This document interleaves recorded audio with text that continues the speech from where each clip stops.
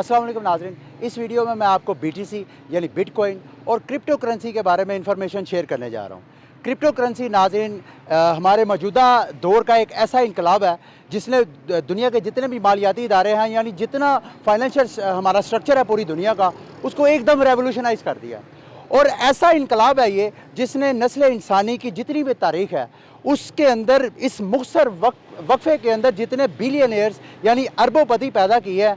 इंसानी तारीख़ ने आज तक जितने भी इनकलाबात आए हैं, यहाँ इंडस्ट्रियल रेवोल्यूशन आया, हालिया भी कंप्यूटर का रेवोल्यूशन आया, इन तमाम इनकलाबात ये जितने भी तारीख़ में भी इनकलाबात थे, उन सारे इनकलाबात ने इंसान की जो माली हालत है उसमें इतना असर नहीं उसमें डाला जितना क्रिप्टो करेंसी ने डाला है। तो क्रिप्टो करेंसी मेरी आप ये वीडियो देखें।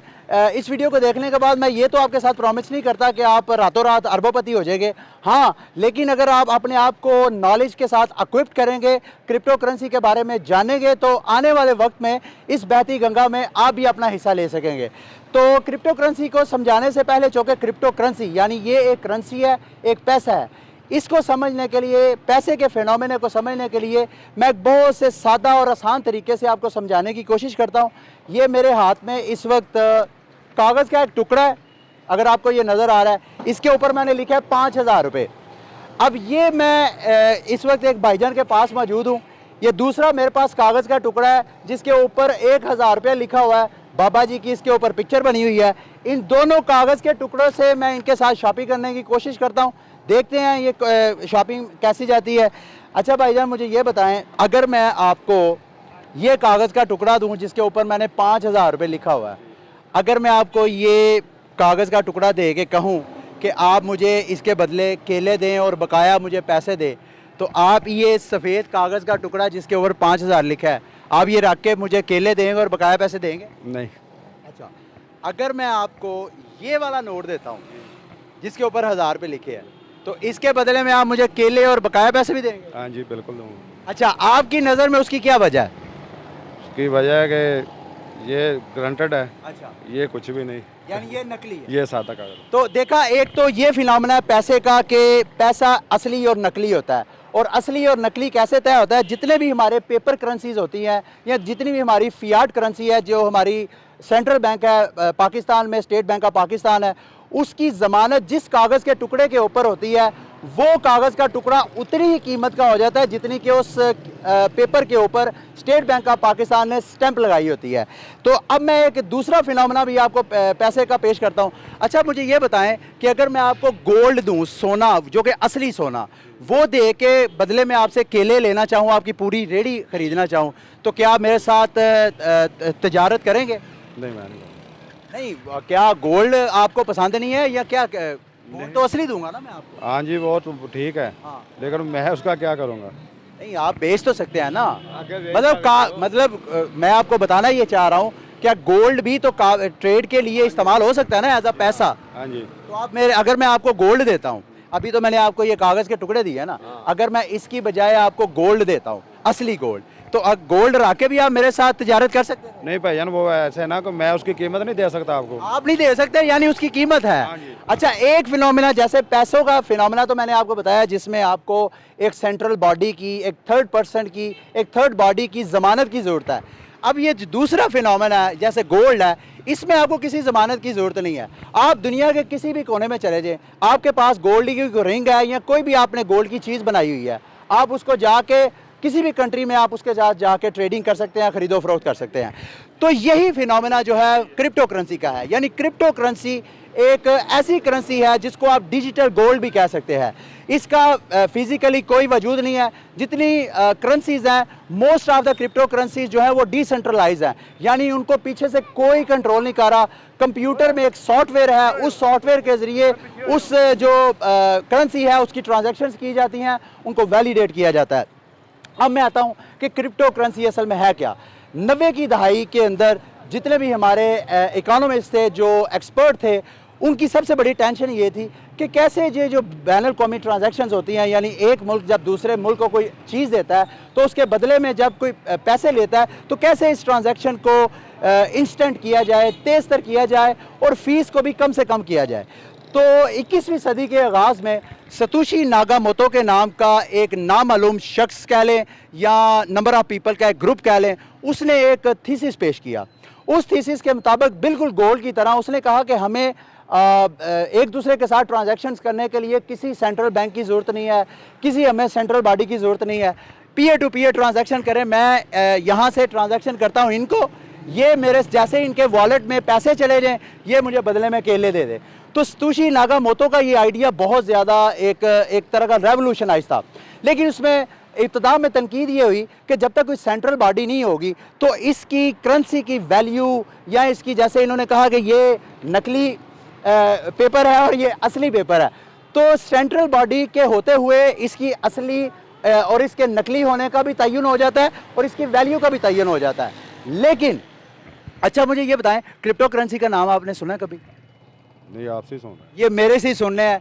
ये मैं कहूँगा पाकिस्तान की एक तरह की बदकिस्मती है कि दुनिया इतनी ज़्यादा रेवोल्यूशनाइज हो गई है और हज़ारों लाखों करोड़ों पाकिस्तानी ऐसे हैं जिन्होंने शायद क्रिप्टो करेंसी का नाम ही पहली बार सुना होगा। और ये जिनका नाम इन्होंने पहली बार सुना है, उसके एक कॉइन की वैल्यू मैं आपको बताऊं, अगर अमेरिकी डॉलर में देखा जाए तो एक कॉइन यानी एक सिक्का BTC का $23,000 से ज़्यादा है इस वक्त, जब ये मैं आपके साथ वीडियो बना रहा हूँ, शेयर कर रहा हूँ। और अगर पाकिस्तानी करेंसी में देखा जाए तो एक BTC की वैल्यू पाकिस्तानी तकरीबन 37 से 38 लाख रुपया है। तो हम जैसे ये हैं, इसी तरह करोड़ों पाकिस्तानियों को इस बारे में पता ही नहीं है। और ये वो बहती गंगा है, इन्वेस्टमेंट का एक ऐसा प्रोग्राम है जिसको मेरा ख्याल है हुकूमत को रियासती सतह पे कोई ना कोई इस तरह का इकदाम करना चाहिए ताकि पब्लिक को भी अवेयरनेस हो इस सिलसिले में और हमारी रियासत भी इससे कोई फ़ायदा उठा सके। लेकिन खैर, ये तो थी BTC से मुतल्लिक सारी बातचीत। अब आते हैं कि BTC की कुछ चीज़ें मैं आपको शेयर करता हूँ, उसकी कुछ खसूसियात, BTC की कुछ खसूसियात मैं अब आपके साथ शेयर करता हूँ। एक तो जैसे मैंने आपको कहा कि गोल्ड की तरह इसकी कोई सेंट्रल बॉडी होना कोई ज़रूरी नहीं है, क्योंकि गोल्ड की तरह इंसान सदियों से गोल्ड को एज अ करेंसी इस्तेमाल करता है। तो BTC या क्रिप्टो करेंसी भी डिजिटल गोल्ड की तरह इस्तेमाल की जा सकती है। अब चूँकि इसकी कोई सेंट्रल बॉडी नहीं है तो ये सवाल ज़हन में ये आता है कि इसको बनाता कौन है। अब ये जो 1000 रुपये का नोट है, 5000 का नोट है, ये नोट तो हमारा स्टेट बैंक ऑफ पाकिस्तान छापता है। तो क्रिप्टो करेंसीज कौन प्रिंट करता है? क्रिप्टो करेंसीज को प्रिंट हमारे माइनर्स करते हैं। जो कोई भी crypto, most of the crypto currencies जो हैं वो माइनिंग के ज़रिए ही पैदा होती हैं। वो कैसे होती हैं? मैं इनको कहता हूँ जी मैं आपको $100 ट्रांसफ़र करता हूँ, इनके अकाउंट में चले जाते हैं। अब ये मेरे अकाउंट से निकल के इनके अकाउंट में जो जा रहा है वो एक सॉफ्टवेयर के जरिए, यानी मैंने ट्रांजैक्शन की है, मेरी ट्रांजैक्शन एक कंप्यूटर के पास चले जाएगी जिसमें वो BTC का सॉफ्टवेयर या क्रिप्टो करेंसी का सॉफ्टवेयर इंस्टॉल होगा, वो मेरी ट्रांजैक्शन को वैलिडेट करेगा। ये जो मुझे हेल्प कर रहा है कंप्यूटर, उस दौरान उस कंप्यूटर को रिवार्ड दिया जाएगा हमारी दोनों की, बायर सेलर की हेल्प करने के लिए। वो रिवार्ड जो है उस क्रिप्टो, उस BTC की नई पैदाइश होएगी, नया वो क्रिएट होगा। तो इसी तरह बगैर सेंट्रल बॉडी के ज़रिए क्रिप्टो करेंसी माइनिंग के ज़रिए पैदा भी की जाती है। अब दूसरा सवाल आपके जहन में ये आ सकता है कि एक ऐसी करेंसी जिसकी कोई सेंट्रल बॉडी नहीं है, जिसका कोई फिजिकल वजूद नहीं है, गोल्ड का तो फिजिकल वजूद है ना, लेकिन क्रिप्टो करेंसीज का तो कोई फिजिकल वजूद नहीं है। आज अगर इंटरनेट बंद कर दिया जाए तो जितने हमारे अरबों रुपए पड़े हुए हैं लोगों के, वो तो सारे डूब गए। लेकिन इसके बावजूद क्या वजह है कि इसकी वैल्यू इतनी हाई है? वो भी बड़ी दिलचस्प वजह है। वजह कुछ ये है कि जितने भी दुनिया के बड़े बड़े इन्वेस्टर्स हैं, बेशक अफराद हैं या इंस्टीट्यूशंस हैं, या दुनिया के जितने भी टैक्स अवेडर्स हैं, उनके लिए क्रिप्टो करेंसीज और BTC एक सेफ हेवन है। यानी अगर मेरे पास 1 अरब रुपया है और 1 अरब रुपया मेरे अकाउंट में पड़ा हुआ है, आज इस मुल्क की मॉनेटरी पॉलिसी अगर चेंज हो जाती है, पड़े पड़े वो मेरी सेविंग के ऊपर अफेक्ट करेगी, मेरी सेविंग के ऊपर कट लग सकता है। या इस तरह के और जो टैक्स अवेडर्स हैं वो भी अपने पैसा बचाने के लिए, छुपाने के लिए क्रिप्टो करेंसीज में इन्वेस्ट करते जा रहे हैं। तो यही वजह है कि जितनी भी क्रिप्टो करेंसीज हैं उनके पीछे अच्छा खासा बिलियंस ट्रिलियंस के हिसाब से भी टोटल इन्वेस्टमेंट है जितनी क्रिप्टो करेंसीज हैं। अच्छा जी, ये थी मेरी क्रिप्टो करेंसी और BTC से मुतल्लिक सारी रिपोर्ट। उम्मीद करता हूँ कि BTC और क्रिप्टो करेंसी के हवाले से मैंने बहुत से आपके सवालात के जवाब दे दिए हैं। अगर कोई सवाल मैं मिस कर चुका हूँ तो आप इस वीडियो के नीचे कमेंट में आप अपना क्वेश्चन करें, मैं कोशिश करूँगा कि आपको कमेंट में रिप्लाई करूँ आपका। अगर मुमकिन हुआ तो मैं आपके लिए एक नई रिपोर्ट भी बना दूँगा आपके सवालात को एड्रेस करने के लिए। इस वीडियो को ख़त्म करने से पहले मैं ये बात ज़रूर करना चाहूँगा कि क्रिप्टो करेंसी के मुतल्लिक हमारे मुल्क में इतनी अवेयरनेस नहीं है और इस अवेयरनेस को बढ़ाने के लिए एक बहुत ही साउंड आवाज़ जो है हमें नज़र आती है, वो है वकार ज़कात साहब की। वकार ज़कात साहब हमारे सोशल एक्टिविस्ट हैं और क्रिप्टो करेंसी के अंदर एक तो उनका अपना स्टेक भी है, और इसके अलावा वो जितने भी हमारे सोशल इश्यूज़ हैं, आप अगर सोशल मीडिया पे उनको फॉलो कर रहे हैं तो आप देख रहे होंगे कि हमारे बहुत से सोशल इश्यूज़ के ऊपर उनकी कंट्रीब्यूशन है। तो वकार ज़कात साहब ने, हमारे FIA ने क्रिप्टो करेंसी को बैन कर दिया था। उन्होंने सिंध हाई कोर्ट से एक हुक्मनामा इशू करवाया जिसमें FIA को कहा गया कि क्रिप्टो करेंसी वाले अफराद को जो फ्रॉड नहीं कर रहे हैं और लीगल तरीके से, जायज़ तरीके से काम करना चाह रहे हैं, उनको काम करने दिया जाए, उनको हरासा ना किया जाए या उनको अरेस्ट वगैरह ना किया जाए। तो वकार ज़कात साहब की बड़ी कंट्रीब्यूशन है क्रिप्टो करेंसी के हवाले से। मैं कोशिश करता हूं कि उनको इस हवाले से अप्रोच करूं और उनसे कहूं कि क्रिप्टो करेंसी के हवाले से उनका क्या विजन है वो मेरे नाजरीन तक शेयर करें। अंटिल नेक्स्ट वीडियो, मुझे इजाज़त दीजिए। अल्लाह हाफिज़।